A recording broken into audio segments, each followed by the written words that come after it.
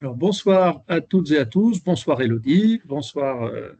Euh, on est parti pour une petite présentation de 45 minutes à peu près qu'on va faire en deux temps. Mon collègue Ronan Giraud, qui devait assurer la présentation, a été retenu sur les formations, enfin sur les certificatives des épreuves certificatives euh, qui ont pris un peu plus de temps que prévu. Donc, on va assurer ça à deux voix avec Ronan. Et puis, vous faire une première petite phase de présentation, répondre à vos questions, et puis terminer par quelques éléments complémentaires. Donc, pour vos questions, je ne saurais trop vous inviter à poser des questions plutôt d'ordre un peu générique et pas trop sur votre situation vraiment très individuelle, même si ça peut être le cas. Voilà, on aura le plaisir, si vous êtes disponible, de vous accueillir le 14 février à partir de 9 heures jusqu'à 16 heures à peu près, sur les portes ouvertes du Krebs de Toulouse, pour pouvoir aussi la prendre le temps individuellement voilà, de traiter avec chacun d'entre vous les profils et les problématiques plus individuelles. Je vais partager mon écran. Donc, vous m'excusez pour des raisons de multi-écran, je ne vais pas forcément vous regarder complètement pendant la présentation, mais je suis bien avec vous. Hop, allons-y.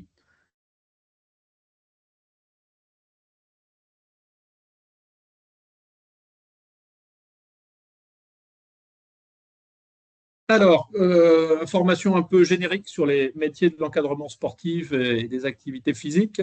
Peut-être déjà pour commencer à se présenter, nous sommes euh, le CREPS de Toulouse. Derrière l'acronyme CREPS se cache le Centre de ressources, d'expertise et de performance sportive. Ce qui est important de préciser, alors j'ai mis bien CREPS Occitanie, on va le voir juste après. Il n'y a pas que le Krebs de Toulouse en Occitanie. En tout cas, quand vous engagez pour venir passer une formation, quelle qu'elle soit, au sein de notre établissement, vous rejoignez un établissement public du ministère des Sports, de la Jeunesse et de la Vie associative. Les CREPS disposent de la double tutelle, donc on est organisme d'État, organisme de formation et établissement public de l'État, du ministère des Sports, avec la double tutelle, ministère des Sports d'un côté et région Occitanie de l'autre côté. Donc c'est un peu le même type de fonctionnement que les lycées. Que les lycées. Vous dire également que quand on parle de Krebs d'Occitanie, on parle du Krebs de Toulouse et du Krebs de Montpellier-Font-Romeu. Le Krebs de Toulouse a son site principal à Toulouse, pas loin de l'université, à Rangueil. Et nous disposons également d'une antenne à Haro, dans les Hautes-Pyrénées, au sein de laquelle nous conduisons l'ensemble de nos dispositifs de formation plutôt dédiés à la montagne, activité du vélo, moniteur de parapente, multi-activités physiques pour tous, orienté 4 saisons de la montagne. Voilà, ces formations sont conduites sur l'antenne d'Haro et on a également une implantation en Ariège à Foix. Concernant Montpellier, donc on a le site de Montpellier qui est le site principal et ils ont également un, une antenne à Font-Romeu où ils assurent également quelques éléments de formation. Alors les CREPS, de quoi parle-t-on? On parle de trois missions principales pour les CREPS. Euh, Évidemment, on va penser au sport de haut niveau et à l'accompagnement de tous les sportifs de haut niveau, qu'ils soient collégiens, lycéens, internes chez nous, avec une double scolarité réalisée au sein de l'établissement, mais aussi au sein du collège ou du lycée, voilà, auquel il est rattaché. Mais aussi, c'est l'accompagnement de sportifs de haut niveau qui sont présents sur le territoire et qui peuvent bénéficier ponctuellement, plus ou moins ponctuellement, parfois des services médicaux, des services d'accompagnement socio-professionnel du CREPS pour performer au mieux et ramener le maximum de médailles. Nous suivons à peu près 400 sportifs de haut niveau sur le territoire de l'ex-Midi-Pyrénées au sein du CREPS de Toulouse. La deuxième mission du CREPS, c'est ce pourquoi nous sommes réunis ce soir, mission de formation professionnelle. Donc, en tant qu'établissement public de l'État, nous formons à l'ensemble des diplômes d'État du champ du sport, que sont, pour ce qui nous concerne en tout cas, les BPGEPS, les DEGEPS et les DESGEPS. Donc, on va parler un peu plus en détail juste après. On a également quelques autres dispositifs qu'on pourra là aussi potentiellement évoquer. La troisième mission qui est importante à rappeler, c'est tout ce qui est du registre du soutien à la vie associative. Donc nous accueillons des clubs sportifs, nous accueillons des pratiquants, nous accueillons des staffs équipes de France, des stages nationaux, voilà, des stages internationaux également. Donc voilà, c'est tout ce rôle d'accueil important et d'événementiel qui se développe énormément au sein de l'établissement, qui est la troisième des grandes missions de notre activité.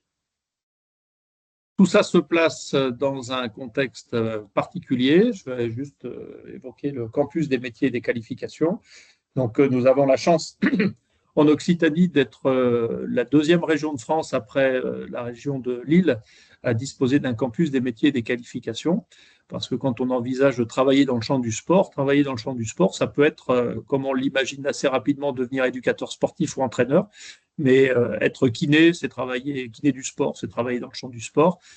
Travailler dans la vente, ça peut être, on peut travailler dans le champ du sport en travaillant dans la vente. On a plein d'enseignes, je ne vais pas les citer ici, mais qui emploient des compétences dans la vente, dans la recherche. Si vous travaillez dans le foil, on peut être dans la recherche appliquée, dans l'innovation. Voilà. Donc on a une foultitude. Le métier du sport, ça n'est pas que éducateur sportif, entraîneur, mais bien une variété très large d'opportunités professionnelles et qui se réfléchissent au sein de ce campus des métiers et des qualifications. Alors, on va essayer d'évoquer quelques sigles pour bien être au clair sur ce dont on parle.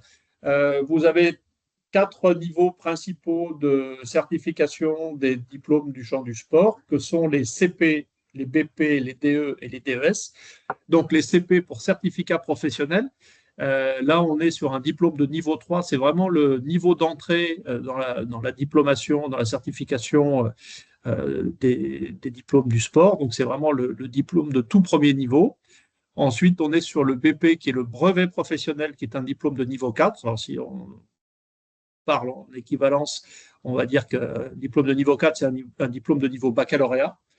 Le diplôme d'État, le DE, c'est un diplôme de niveau 5, donc niveau Bac plus 2.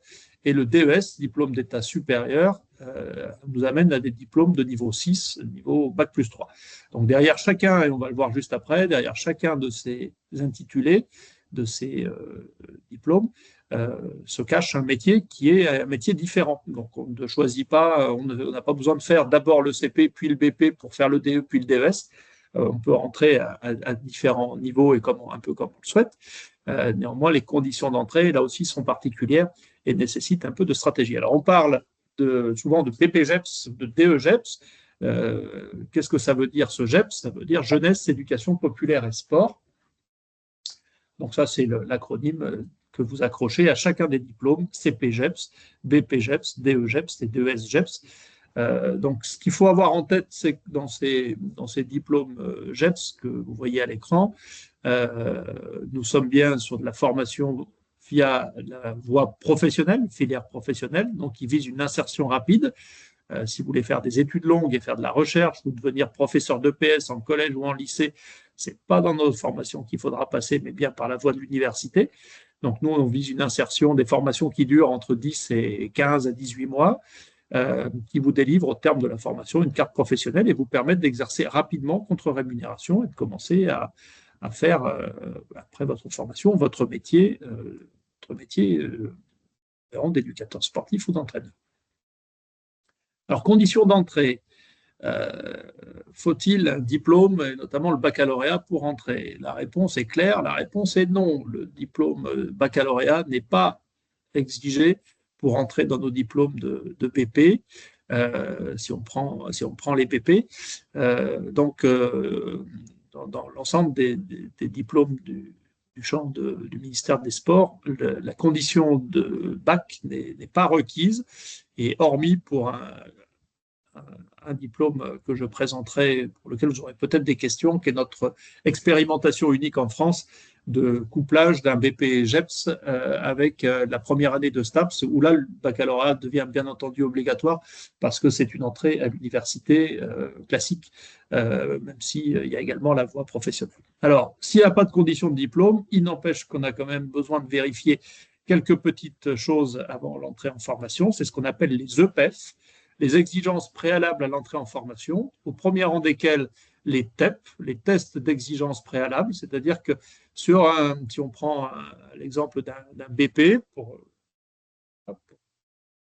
BP, on va vérifier une compétence, une aptitude physique qui est la condition d'entrée en formation. Si je prends le BP AAN, activité aquatique et de la natation, qui permettent de devenir maître nageur sauveteur, vous devez être capable de réaliser 400 mètres en natation en moins de 7 minutes 40. Si vous ne disposez pas de cette attestation attestée par un maître nageur à jour de sa carte professionnelle, vous ne pouvez pas du coup entrer en formation. Pour d'autres, ça va être un test de VMA, ce qu'on appelle le test Luc Léger, test navette où il faut courir entre deux lignes espacées de 20 mètres. On va y revenir. On a nécessité d'avoir le PSC1, donc, qui est obligatoire. Et puis, en fonction des diplômes, les exigences à l'entrée en formation peuvent être différentes. En tout cas, on va vérifier ce niveau d'exigence physique spécifiquement à chacun des diplômes. Et finalement, nous avons aussi, quand on parle sur les diplômes de la formation professionnelle au champ du sport, les CREPS assurent, bien entendu, en tant qu'établissement public des formations, tout type de formation. Il peut y avoir des organismes de formation privés également qui proposent des BPGEPS. Quand on parle d'environnement spécifique, c'est ce que j'ai noté juste en bas, on parle de niveau de diplôme qui nécessitent des mesures de sécurité particulières et qui sont étiquetés environnement spécifique. Je pense au parapente, à l'escalade en grande voie, certains diplômes de canoë-kayak, par exemple. Et là, ces diplômes qui demandent cette attention de sécurité particulière sont assurés exclusivement par les établissements publics du ministère des Sports et en aucun cas par des organismes de formation privés qui peuvent par contre tout à fait faire des métiers de la forme, du multi-activité physique pour tous et tous les diplômes classiques hors l'environnement spécifique. Alors, je disais, derrière chacun de ces diplômes, il y a des métiers différents. Le premier métier qu'on va trouver derrière le diplôme du BPGEPS vous amène à devenir éducateur, qui permet de faire de l'initiation, de l'animation. Et derrière ce métier d'éducateur, si on prend le multi-activité physique pour tous, par exemple, qui est le standard des diplômes, enfin, qui est un des plus proposés, en tout cas, et demandé, vous permet d'encadrer, d'initier en initiation et en animation tout type d'activité physique et sportive, mais à un niveau, comme je disais, d'initiation et d'animation. C'est-à-dire que si vous voulez aller plus loin, coacher des athlètes, préparer préparer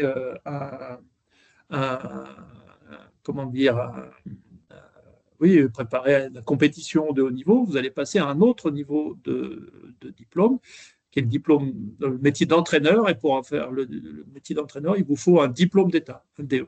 Alors, à la question que j'ai vue dans le chat, faut-il le BAFA pour entrer en formation? Le BAFA n'est pas non plus obligatoire pour entrer en formation. On y reviendra tout à l'heure. Par contre, le BAFA est extrêmement intéressant parce qu'il dénote un engagement du jeune à rentrer en formation. Par contre, on ne demande pas le BAFA, qui est un diplôme de l'animation volontaire et pas de l'animation professionnelle. Et nous parlons bien là de diplômes du champ du sport, pas des diplômes du champ de l'animation. Après, vous avez aussi des BP dans le champ de l'animation, le BP animation, voilà, avec ses multi-mentions, mais que nous ne proposons pas au sein du CREPS de Toulouse. Et le dernier des métiers, pour finir, donc éducateur sportif, initiation, animation, là on est sur le BPGEPS. Entraîneur, perfectionnement, préparation à la compétition, on va être sur le DEGEPS, diplôme d'État. Et puis quand on veut être entraîneur de haut niveau, coacher des équipes nationales euh, ou diriger des, on va dire des services des sports, des choses comme ça, vous allez passer un DES, donc diplôme d'État supérieur, qui vous amène ce statut d'entraîneur de haut niveau, entraîneur national ou formateur, qui est le niveau le plus élevé des diplômes d'État du ministère des Sports. Alors, vous dire deux mots du contexte de l'emploi dans le champ du sport. Hein, voilà, on a euh, comment dire, des diplômes qui permettent de s'insérer rapidement dans la vie professionnelle avec les niveaux que j'ai pu vous présenter, donc bac plus 2, bac plus 3.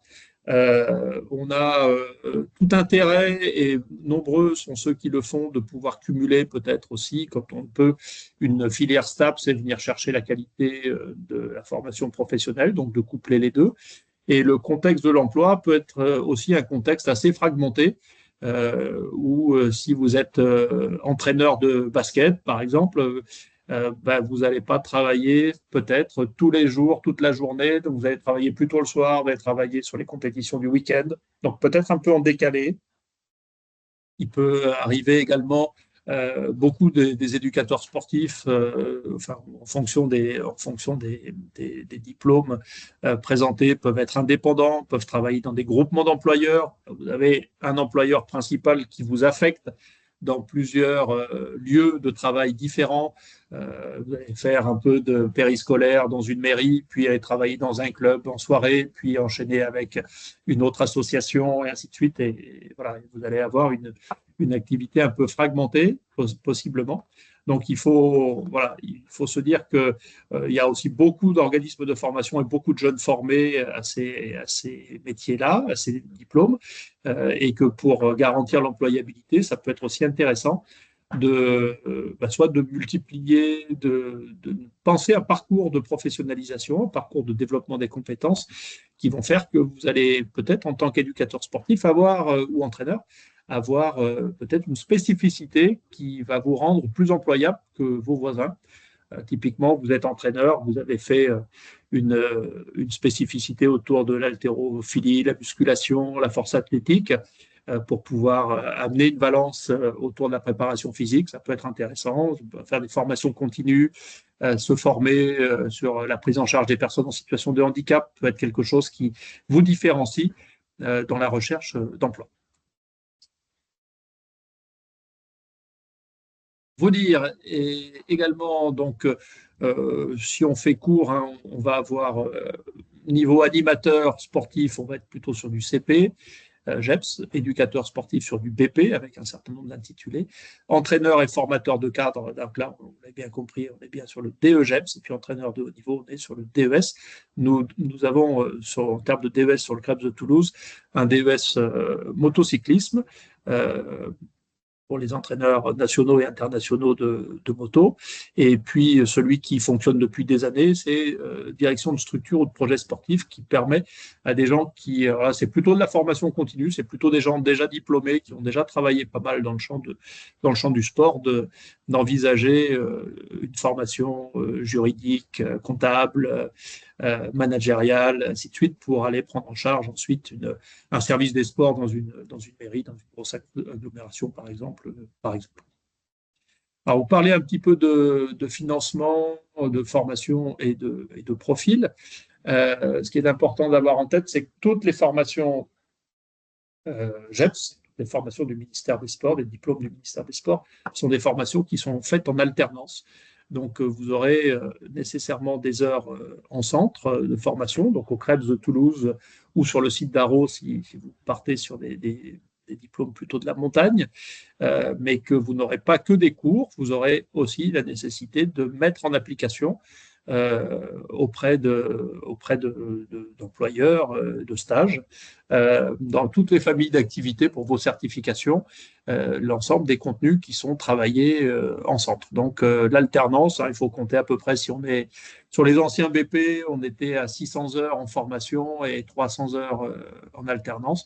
Sur les nouveaux BP réformés en bloc, on est plutôt à 540 heures en formation et 360 heures en alternance. Donc l'alternance est un point très, très important de la formation métier du sport. En termes de coûts et de financement, ce qu'on peut dire, c'est que nos formations sont payantes. Quand je dis nos formations, c'est l'ensemble hein, des formations métiers du sport sont payantes. Mais on peut faire le constat qu'à peu près 9 stagiaires sur 10 ne payent pas de leur poche. Et donc, pour ça, vous avez différentes voies d'entrée. Vous pouvez avoir des places sur Parcoursup. Vous pouvez, si vous avez moins de 29 ans ou si vous êtes en situation de handicap et plus de 29 ans, vous pouvez recourir à l'apprentissage. Si vous avez déjà travaillé et épargné sur votre CPF, vous pouvez activer votre CPF, des contrats de professionnalisation, de transition pro, des places financées par la région. Voilà, on a de multiples modalités de financement de la formation professionnelle. Et un certain nombre de ces modalités de financement sont cumulables, d'autres non, mais certaines sont cumulables. Donc ça, c'est voilà, on prend des portes ouvertes.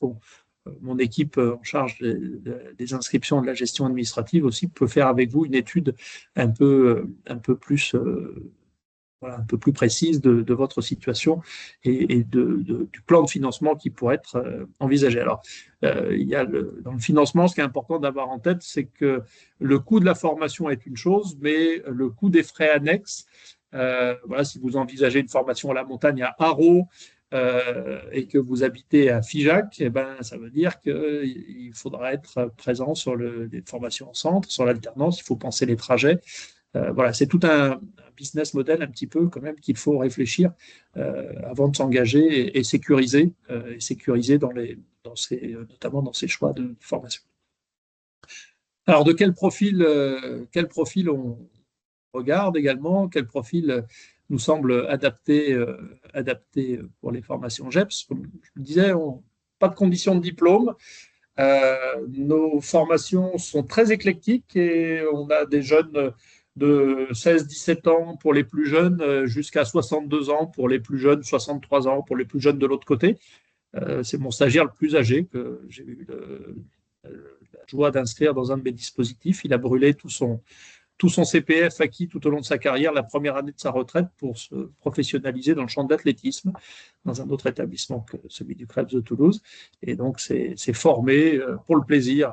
Voilà. Donc, on a des militaires en reconversion, on a des anciens des ingénieurs en reconversion qui souhaitent partir sur d'autres types de formation. Donc, c'est tout l'intérêt de ne pas avoir que des jeunes qui sortent du lycée, mais bien voilà, une palette d'âge très importante et des expériences très importantes à partager. Ce qui est important pour nous, c'est l'engagement. C'est ce que j'ai essayé de noter, ce qu'on va essayer d'identifier.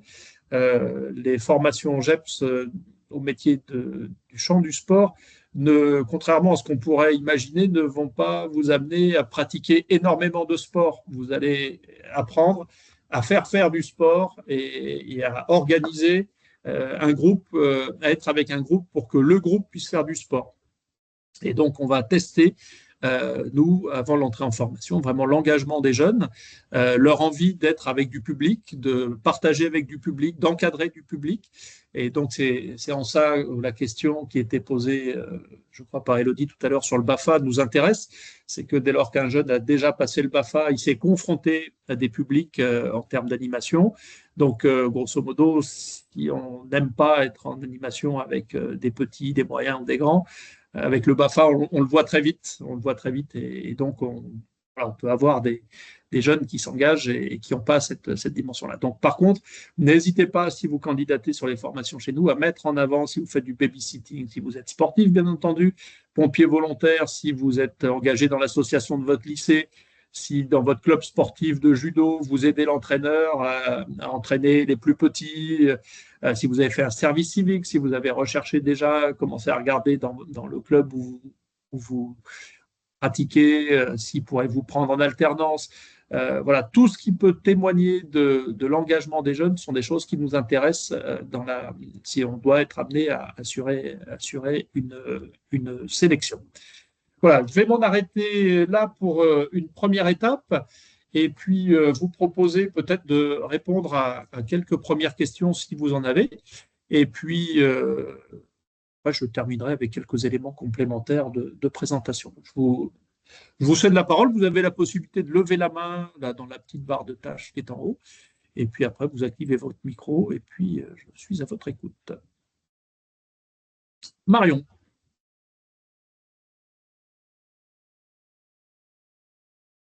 Le micro, ouais, c'est bon. Vous m'entendez? Bonjour. Ouais, merci beaucoup, c'est très clair. Je fais alors mon profil reconversion professionnelle. Ouais.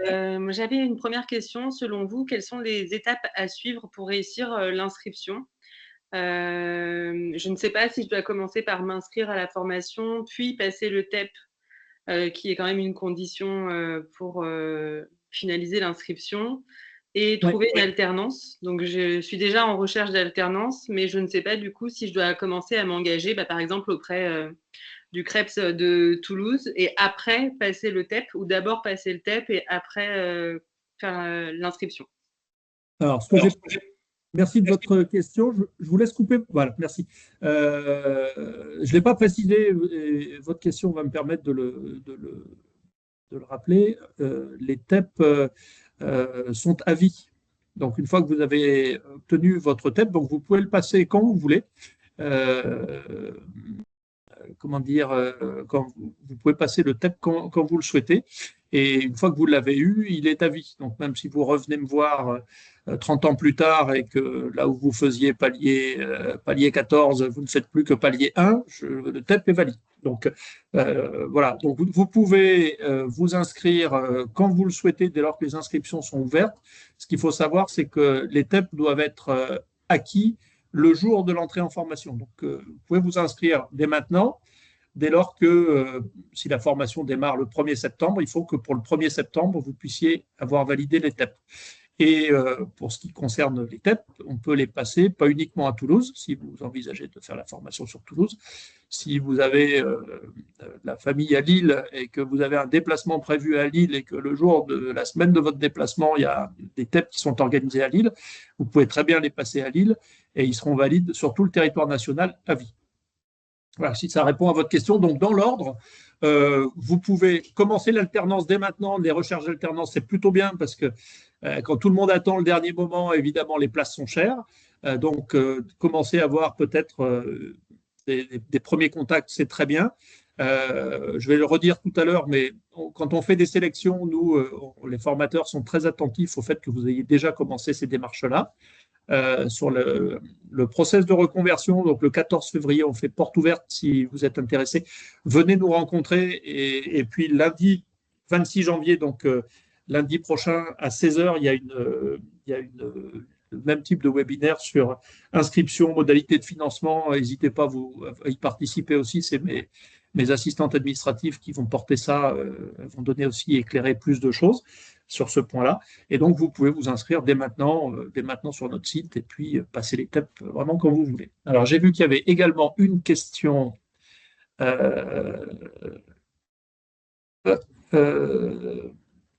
sur les financements. L'alternance offre-t-elle des avantages sur le financement? Alors, non, l'alternance est une modalité, ce n'est pas un mode de financement. L'alternance est vraiment une modalité de formation. Et vous serez obligé, quel que soit votre financement, de faire de l'alternance, donc à hauteur de à peu près un peu plus de 350 heures sur un BP, où vous devrez être en stage auprès d'un public pour mettre en situation les enseignements de la formation, en fait. Et que donc, sur les financements, vous avez différents types de financements qui vont soit prendre en charge uniquement le coût de la formation, c'est le cas de Parcoursup, par exemple, quand vous êtes lycéen, un lycéen sur Parcoursup voit sa formation payée, mais par contre, les frais annexes pour venir en formation, pour se déplacer, pour se nourrir, s'héberger, ne sont pas pris en charge. À l'inverse de l'apprentissage, où là, vous avez, en plus de la prise en charge du coût de la formation, vous avez également un salaire, étant donné que vous êtes apprenti, donc salarié d'une structure. Et donc, vous avez des différentes aides, hébergement, restauration, ainsi de suite. Donc, il faut avoir moins de 29 ans ou être en situation de handicap ou en création d'entreprise. Vous avez les aides de la région qui permettent de payer le dispositif de formation et parfois d'avoir une petite indemnisation aussi. Donc voilà, l'apprentissage est disponible pour toutes les formations, absolument.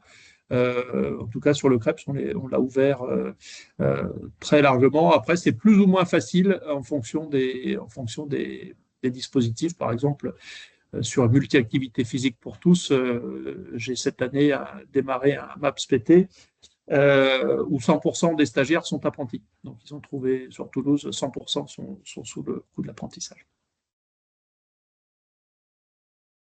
Est-ce que vous avez d'autres questions? Serait-il possible d'avoir le calendrier des TEP sur Toulouse? Alors, le calendrier des TEP, vous le trouvez sur le site de la DRAGES, DRAJES, Délégation régionale à l'engagement à la jeunesse et au sport. Donc, si vous tapez DRAGES Occitanie sur Internet, vous allez tomber sur la page de la DRAGES et vous allez trouver tout le calendrier des TEP qui ne sont pas tous assurés par les CREPS. Hein. Il y a des organismes de formation privés qui font passer des TEP aussi. Et ça, vous allez le trouver sur toutes les pages de toutes les DRAGES de France. Comme je le disais, si vous allez sur la DRAGES Nouvelle-Aquitaine, vous allez trouver Voilà, merci Ronan.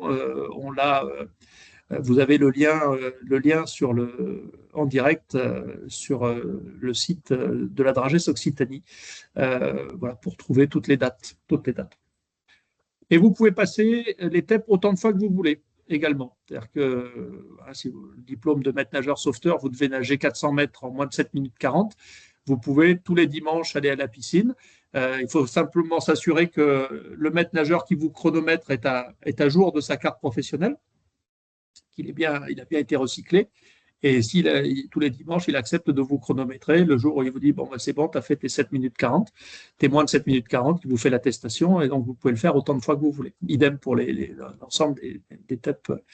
Donc moi, le conseil que je donne, c'est souvent n'attendez pas le tout dernier moment, la veille de l'entrée en formation pour passer le TEP.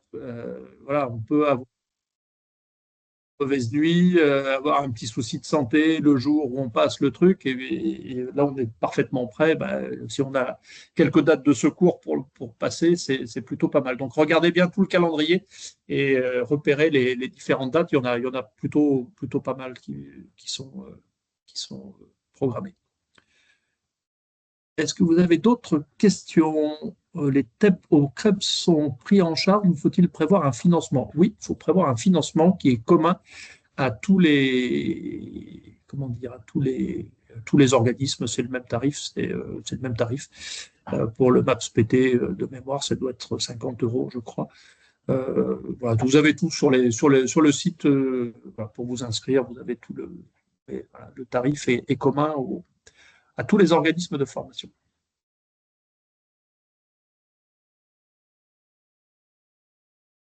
Ronan va nous mettre, collègue va nous mettre un petit complément et je déroulerai deux, trois éléments complémentaires si vous n'avez pas d'autres questions. N'hésitez pas à prendre la parole. Hein, il n'y a pas de mauvaise question. Hein, il n'y a aucune mauvaise question.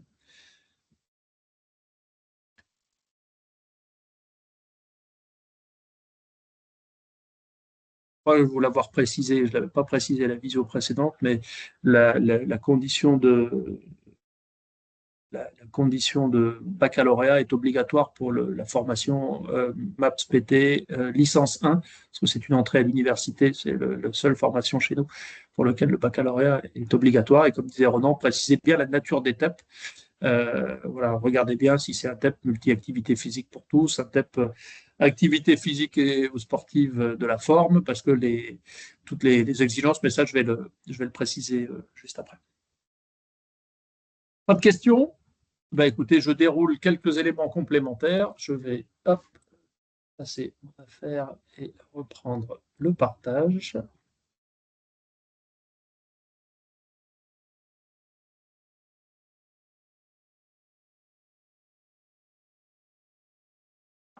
Alors, quand on forme. Oui, là, une question importante. Les TEPS sont valables pour les DEGEPS ou uniquement pour les BPGEPS? On parle de TEPS pour les BPGEPS. On va tester en fait une entrée de capacité physique à entrer dans une formation thématique. Pour les DEGEPS, on va plutôt regarder à valider un niveau de pratique sportive.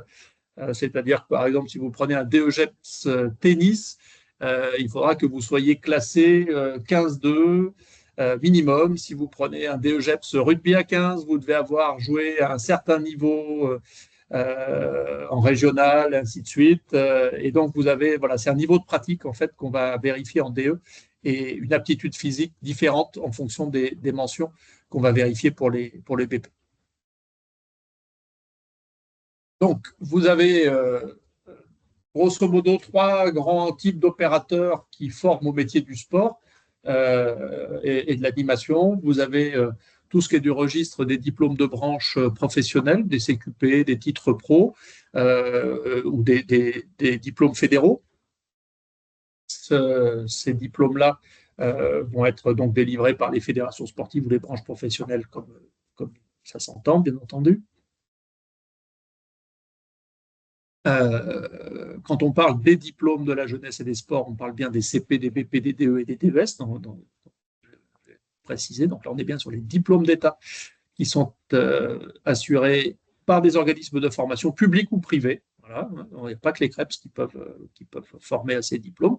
On vous invite naturellement plutôt à venir en CREPS, mais ce n'est pas obligatoirement le cas. Et puis après, vous avez la filière universitaire avec les attendus scientifiques nécessaires, hein, le DUST, les licences, le master, le doctorat.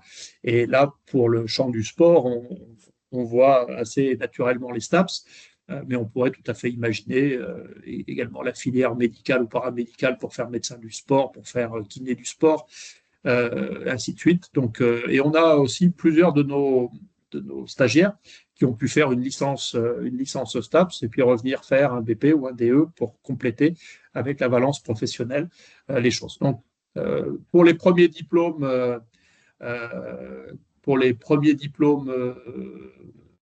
de branche, on va être sur des diplômes plutôt courts.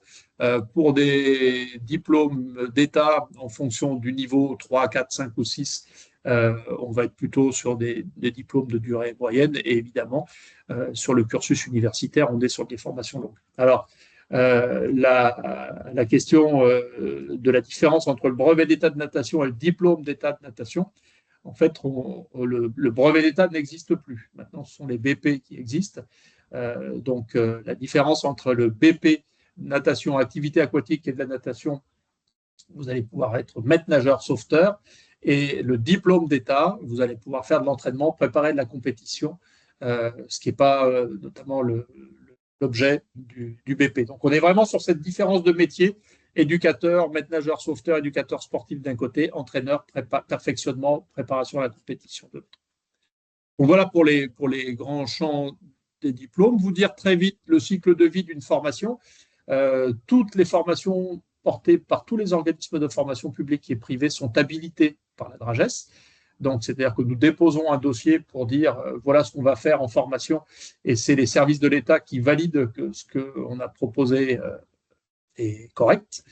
Avant, vous avez l'entrée en formation, les TEP, enfin tout ce que le PSC1, le BNSSA, si vous voulez rentrer en natation, et ainsi de suite. Et le cas échéant, nous avons éventuellement des sélections. Alors, on est soumis au décret 10 novembre 2022 que j'ai affiché ici. Décret qui dit quoi? Qui dit cette chose toute simple. À partir du moment où j'ai 20 places et que j'ai 15 candidats, je ne me pose pas de questions, je prends tout le monde.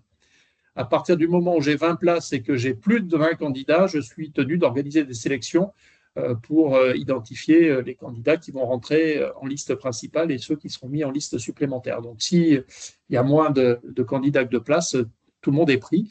Et sinon, nous organisons des sélections.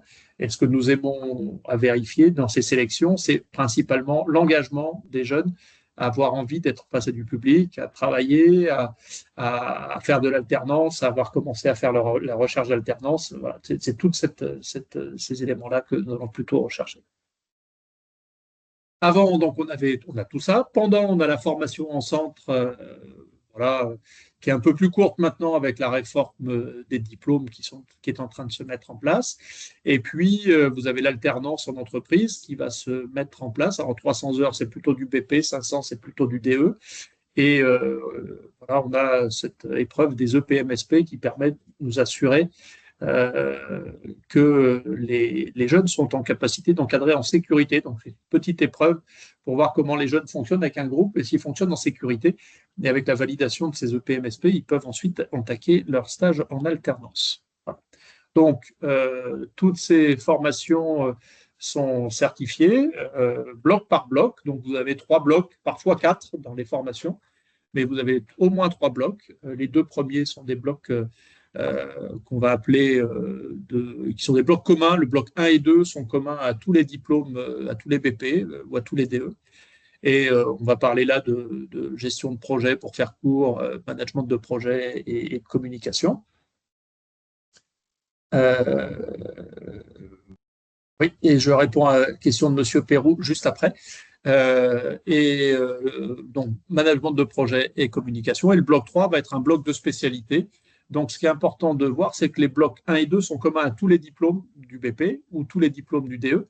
Et que si, en termes d'employabilité, vous disiez, tiens, je ferais bien 2 BP, et bien, une fois que vous avez passé le premier avec les 3 blocs, si vous vous inscrivez au deuxième, vous n'avez plus que le bloc 3 à passer. Voilà. Donc là, il est spécifique à la thématique. Et finalement, en fin de parcours, c'est le diplôme qui n'est pas délivré par le CREPS, mais qui est toujours, on voit revenir la DRAGES, qui est délivré par la DRAGES pour valider officiellement la carte professionnelle et l'attestation de réussite au diplôme. Alors, le BPJEPS MAPS n'est pas déployé uniquement sur Foix, il est déployé également sur Toulouse, mais nous n'avons pas de place Parcoursup sur Toulouse. Donc, c'est pour ça que vous voyez, il doit y avoir de mémoire, il y a 3 places Parcoursup sur Foix, en effet, pour suivre ce BP MAPS. Mais vous pouvez aussi vous inscrire à Toulouse, mais hors Parcoursup. C'est-à-dire que vous pouvez faire la démarche d'inscription, faire un vœu Parcoursup sur Foix, par exemple, et puis vous inscrire aussi en direct sur le site du CREPS de Toulouse, sur le MAPS de Toulouse. Mais vous n'aurez pas le financement Parcoursup, et là, il faudra plutôt aller regarder si c'est il faudra plutôt aller regarder du côté de l'apprentissage, par exemple, pour financer le diplôme. Donc, nous avons des financements sur le MAPS PT couplé avec la première année de licence universitaire, et on a 3 places uniquement sur celui de Foix, que vous trouvez sur la plateforme Parcoursup. Pour les autres formations qui n'ont pas de place Parcoursup, vous vous inscrivez directement à partir du site du CREPS. Quand vous allez sur l'onglet formation, vous tombez sur la formation qui vous intéresse, vous allez tout en bas, il y a un bouton inscrivez-vous, vous renseignez votre nom, votre prénom, votre adresse, votre numéro de téléphone, votre mail, tatata, comme on le fait partout. Et puis là, vous engagez, vous êtes guidé dans la démarche d'inscription. Revenir rapidement sur les tests d'exigence préalables, comme le disait Ronan dans le chat, ils sont différents selon les diplômes, donc regardez bien ce qu'on exige en termes de niveau pour un DE, d'exigence préalable pour un DE ou d'aptitude physique pour un BP. Je disais 7 minutes 40, moins de 7 minutes 40 pour un 400 mètres. Sur les métiers de la forme, il y a tout un tas on va dire, d'épreuves, d'haltérophilie, de cours collectifs qu'il faut. Donc, tout ça, je dis, regardez bien l'arrêté du diplôme. Donc, si vous tapez Légifrance, BPJEPS à Rennes, vous allez tomber sur l'adresse Légifrance. Vous allez avoir le texte officiel du diplôme qui dit ça, qui vous explique bien tout ça. Le taux d'échec est parfois important sur le classique MAPS PT. On a entre 30 et 50% parfois d'échecs sur certaines épreuves parce que les jeunes ne s'y sont pas suffisamment préparés. Donc, on a au CREPS de Toulouse, vous trouvez ça sur notre site, des week-ends, des journées en week-end où on propose de vivre l'épreuve, de faire l'épreuve et les collègues vous font un plan d'entraînement personnalisé en fonction de là où vous en êtes de la réussite à l'épreuve. Si vous êtes très loin, on vous dit, ben voilà, il faut travailler comme ci, comme ça. Si vous le passez brillamment, ben, au moins vous êtes sécurisé sur le fait de le passer. Ils sont acquis à vie. On n'a pas de limitation du nombre de passages. Et pour les jeunes qui sont en lycée, vous pouvez aussi demander l'aide de vos profs de PS à partir du moment où vous avez bien identifié dans l'arrêté Légifrance exactement ce que l'épreuve vous demande. Donc ça, c'est super important de bien se préparer pour en tout cas maximiser les chances de réussite. On a toujours un jeune ou deux qui va fumer 2 ou 3 cigarettes avant de faire le Luc Léger. Voilà, on a toujours ça tous les ans. Et on a vraiment parfois des échecs qui sont au bord de la réussite. Et sans TEP, il n'y a pas d'entrée en formation. Donc, anticiper, essayer de les passer le plus tôt possible pour avoir l'opportunité de trouver une autre date, peut-être dans une région adjacente, avant l'entrée en formation. Et pour terminer, avant de vous redonner la parole, vous dire que le CREPS c'est un établissement handi-accueillant.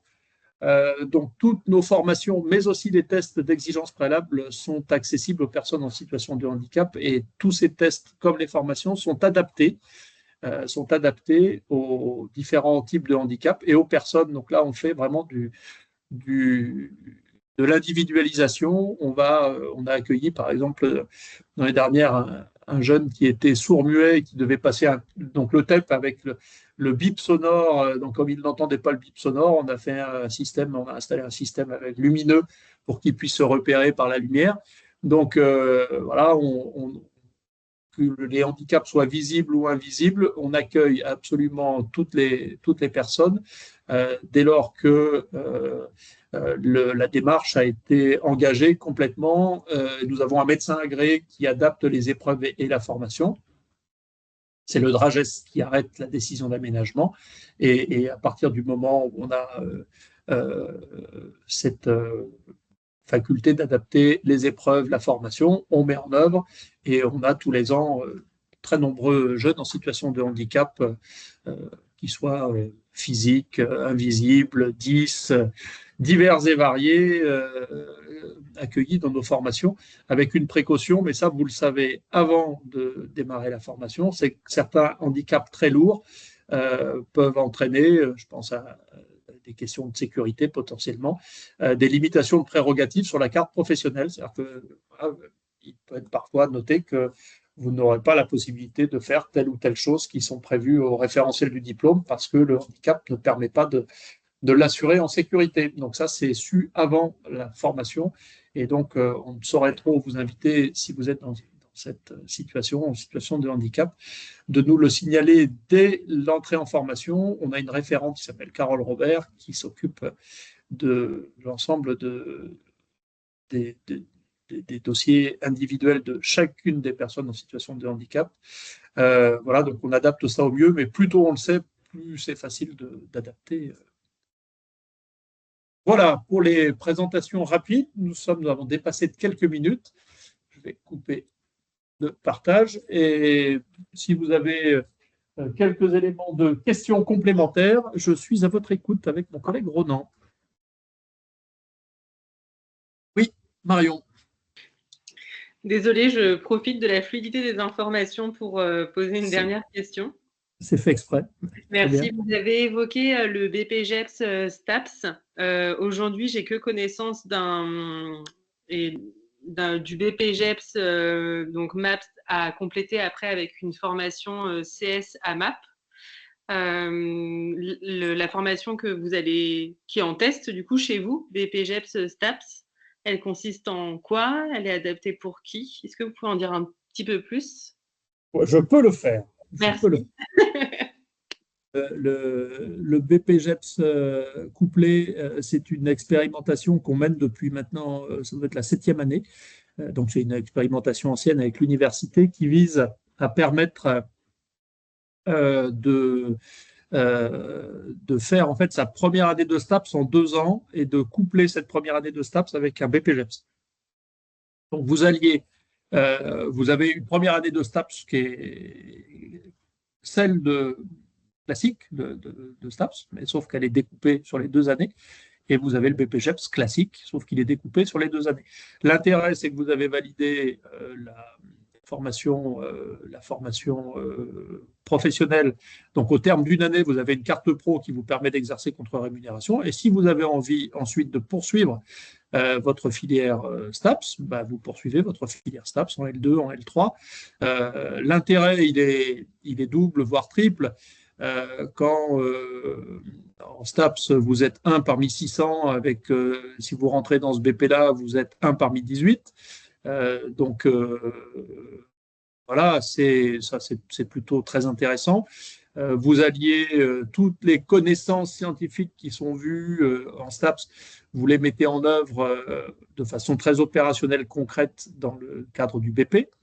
Et le troisième avantage, c'est que de cette formation, c'est que vous avez 80% du BP la première année, 20% de l'université uniquement, puis après ça s'inverse, donc vous faites 80% la deuxième année de licence et 20% de BP, vous terminez votre BP, ce qui permet de rentrer tranquillement dans les enseignements de l'université, dans un petit groupe accompagné, et donc ça marche plutôt très très bien.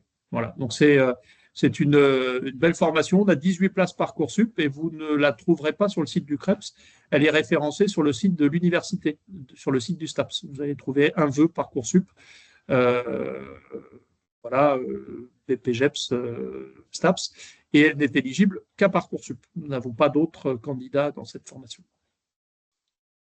Merci, c'est très clair. Et tout à l'heure, vous avez évoqué que 100% de vos effectifs en BPGEPS MAPS sont en alternance. Oui. Est-ce que vous avez des élèves qui ont plus de 29 ans et qui ont trouvé une alternance? Ok, super. Oui, oui, j'ai eu jusqu'à 62 ans. Bon, ben, merci beaucoup. Je suis rassurée. Je pense que vous avez un peu de marge encore. Donc, il y avait une question pour une prise en charge du financement. Conseillez-vous l'apprentissage ou Parcoursup? En fait, c'est 2 dispositifs totalement différents.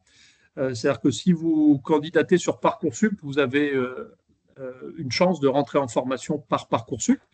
Et donc, en termes de financement, la formation va être, le coût de la formation, les frais pédagogiques vont être pris en charge par Parcoursup, mais pas, j'ai envie de dire, la vie de tous les jours.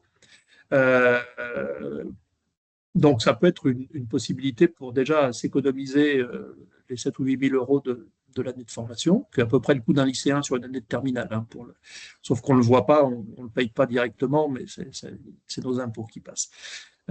Donc, bon, c'est à peu près le même montant. Et l'apprentissage, la complexité qu'il peut y avoir, c'est qu'il faut trouver un patron qui signe un contrat. Vous avez quelques temps de préavis de rupture, enfin de période d'essai, pardon. Voilà, donc j'ai envie de dire le triple intérêt de l'apprentissage, c'est que, vous êtes salarié, donc qui dit salarié dit salaire. Donc, les frais sont payés et en plus, vous avez un salaire pour vivre à côté. Le deuxième intérêt de l'apprentissage, c'est que comme vous êtes salarié tout le temps, vous n'êtes pas en formation, vous êtes au travail, donc vous avez une vraie expérience professionnelle. Donc, une durée classique de travail, c'est 1607 heures au jour d'aujourd'hui. Vous retirez 540 heures et il vous reste à peu près 1100 heures d'expérience professionnelle en association, en milieu sportif et ainsi de suite. Donc ça, c'est plutôt intéressant. Et puis, l'apprentissage propose également de multiples options, comme les frais de premier équipement, de l'aide au permis, de l'aide à la mobilité internationale. Voilà. Donc, moi, ce que je conseille, c'est jouer toutes les cartes. Voilà, si vous pouvez passer par Parcoursup, après, que vous trouvez un apprentissage un peu plus tard, ça peut être aussi une piste. Mais en tout cas, d'essayer, 9 stagiaires sur 10 chez nous ne payent pas de leur poche la formation. Ne payent pas la formation. Alors, avez-vous un calendrier pour les périodes d'apprentissage qu'on pourrait fournir à la structure? Absolument. Donc, les calendriers on est en train de finir la mise à jour de toutes nos pages Internet et vous avez une petite flèche au milieu de la page qui vous indique le ruban pédagogique et vous avez les périodes de stage et les périodes, donc d'ici la fin du mois, le tout début du mois, d'ici le 14 février en tout cas pour les portes ouvertes. Tous ces calendriers seront à jour sur notre site Internet. Puis-je demander un apprentissage dans une salle de sport en polyvalence ou il faut que ce soit obligatoirement en encadrement sportif? Alors, l'apprentissage, en fait, vous allez devoir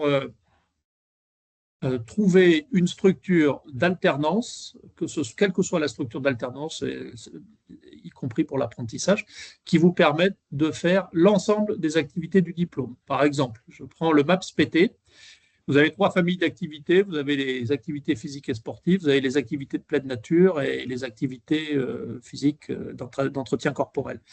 Donc, si vous trouvez une structure d'apprentissage, par exemple, un employeur qui n'assure que 2 de ces familles d'activités, il faudra que vous fassiez une alternance, un petit bout d'alternance avec un autre employeur pour couvrir et certifier la 3e famille d'activités. Donc, en fait, il faut que vous trouviez une structure idéalement qui vous permette de couvrir tous les champs du diplôme. Et si vous n'avez pas ça dans une seule structure, c'est vrai notamment pour nos diplômes de la montagne, par exemple, pour les activités de pleine nature, vous pouvez faire une alternance avec un employeur secondaire, un stage secondaire auprès d'une structure qui vous permet d'être en alternance dans la bonne famille d'activités. Alors, si vous faites de l'accueil dans une salle de sport, ça ne sera pas éligible pour le diplôme BPGEPS. Vous ne pouvez pas être en accueil administratif. Il faut que vous soyez si c'est pour une salle de fitness, par exemple, vous devez être sur le plateau technique des cours collectifs ou de l'haltéromuscu. Vous ne pouvez pas, si vous avez, vous ne pouvez pas faire toute votre alternance en administratif, entre guillemets, parce que là, vous ne valideriez pas les attendus du diplôme. Donc, si vous avez une petite partie où durant l'apprentissage, vous êtes amené à passer un peu à la porte d'accueil, assurer l'accueil des clients, ainsi de suite, ça peut se faire, mais la grosse partie de votre apprentissage et de votre alternance doit être dédiée au diplôme proprement.